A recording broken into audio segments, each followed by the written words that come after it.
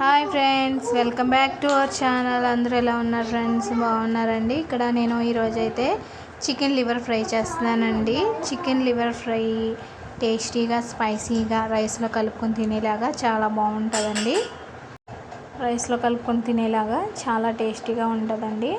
అయితే దీన్ని ముందు మనం మంచిగా క్లీన్ చేసుకోవాలండి. దీంట్లో కొంచెం ఉప్పు, కొంచెం నిమ్మకాయ, ఒక హాఫ్ లెమన్ వేసి నీట్గా క్లీన్ చేసుకున్నానండి. స్మెల్ రాకుండా, కొంచెం నీచ్ స్మెల్ వస్తుంది కదండి, మనకి అలా స్మెల్ రాకుండా ఇలా క్లీన్ చేసుకొని తర్వాత మనం ఒక మూగుడు పెట్టుకొని దీంట్లోనూ వాటర్ వేయకుండా, ఆల్రెడీ మనం కడిగిన వాటరే ఉంటుంది కాబట్టి ఇంకా వాటర్ వేయాల్సిన అవసరం లేదండి. దీన్ని మనం మగ్గించుకోవాలి. దీంట్లో మనకి వాటర్ అంతా వచ్చేసి ముక్కలన్నీ కూడా విడిగా వచ్చేస్తాయండి. వాటర్ అంతా పైకి వచ్చేస్తుంది. అప్పుడు దాకా మనం మగ్గించుకొని ఆ వాటర్ని తీసేసి, నేనైతే వాటర్ అంతా తీసేసి ముక్కలను అయితే బయటకు తీసేసుకున్నానండి. తర్వాత మళ్ళీ అదే ముక్కల్లో నేను ఈ చికెన్ లివర్లు అనేవి వేసేసాను. ఇప్పుడు దీనికోసం అయితే నేను ఒక ఉల్లిపాయ, ఒక 3 పచ్చిమిర్చి, కొంచెం కరివేపాకు, కొంచెం కొత్తిమీర, కొంచెం అల్లం వెల్లుల్లి పేస్ట్. ఎందుకంటే ఫ్రై అనేది మామూలుగా కూడా చేసుకోవచ్చండి, కానీ ఉల్లిపాయ దీనివల్ల మనకి గ్రేవీ అనేది వస్తుంది ఫ్రెండ్స్. అందుకని నేను ఒక ఉల్లిపాయ కూడా తీసుకున్నాను.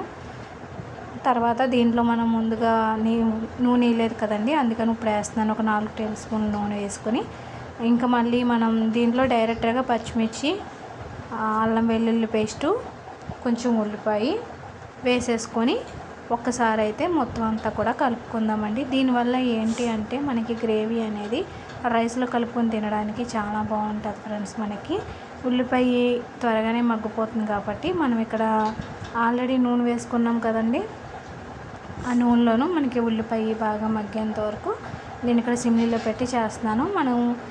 మనం దీంట్లోనూ మసాలా అనేది ముందుగానే వేసేసుకోవాలండి, లాస్ట్లో కాకుండా. కొంచెం పసుపు, ధనియా పొడి, జీలకర్ర పొడి, చికెన్ మసాలా, గరం మసాలా అన్నీ వేసేసానండి దీంట్లోనూ.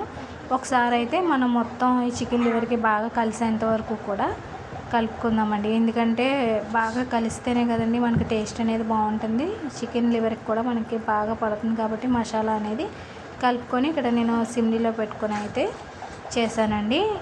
చాలా టేస్టీగా చాలా బాగుంటుందండి. చూసారండి, గ్రేవీ అనేది చాలా బాగా వచ్చిందండి. రైస్లోకి తినడానికి చాలా బాగుంటుంది ఫ్రెండ్స్. మనకి ఇంకొక 1 మినిట్ అండ్ 2 మినిట్స్ మనకు కొంచెం డ్రై అయ్యేదాకా అయితే ఫ్రై చేసుకుందామండి.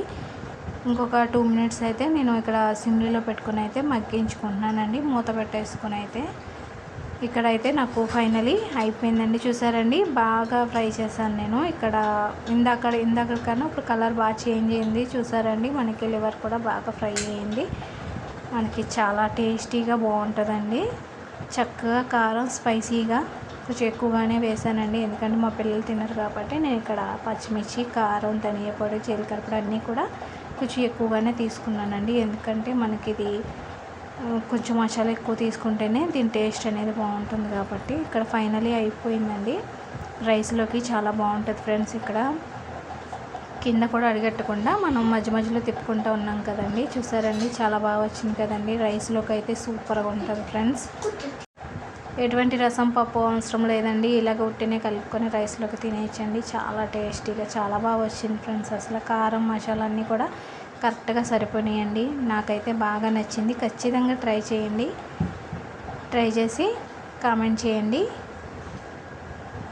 చూసారండి, రైస్లోకి ఎంత బాగుందో ఫ్రెండ్స్, చాలా బాగుందండి. ఓకే ఫ్రెండ్స్, నేను చేసిన చికెన్ లివర్ ఫ్రై అయితే ఎలా ఉందో కామెంట్ చేయండి, లైక్ చేయండి, షేర్ చేయండి. మన ఛానల్ని అయితే ఖచ్చితంగా సబ్స్క్రైబ్ చేయండి ఫ్రెండ్స్. ప్లీజ్ సపోర్ట్ చేయండి. చూసారండి, ఓకే ఫ్రెండ్స్, బాయ్ ఫ్రెండ్స్.